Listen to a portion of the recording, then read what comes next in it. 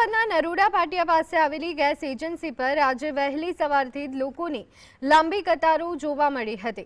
છેલ્લા ઘણા દિવસોથી ઓનલાઈન બુકિંગ ન થતું હોવાની ફરિયાદો સાથે સૌથી વધુ લોકો સિલિન્ડર લેવા માટે ઉમટી પડ્યા।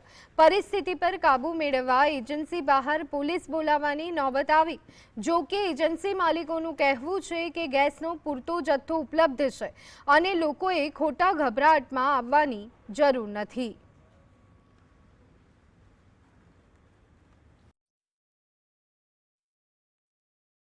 एक्चुअली पब्लिक ने खाली शू हवो बेसी गयो है कि माल मळशे कि नहीं मळे, आ वार चाले छे એટલા માટે કદાચ મગજમાં આવે છે।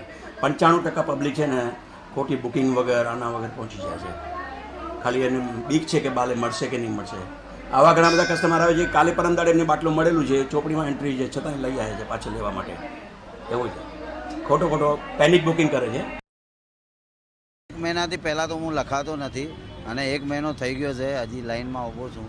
1 કલાક થઈ ગયો છે, 1.5 કલાક ઊભો પગમાં દુખે છે, ઊભો રહેવા જેવું નથી। હવે મળે તો સારી વાત એ લખાઈને બુકિંગ કરાવવા આવ્યો છું, સિલિન્ડર લેવા આવ્યો છું। ઘરે નથી મળી શકતું? અરે ઘરે મેરે નોંધાયો છે પણ બુક નતો થતો, એટલે મેં તો ડાયરેક્ટ આવીને અહીંયા બુક કરાવીને સિલિન્ડર લઈ જઈએ।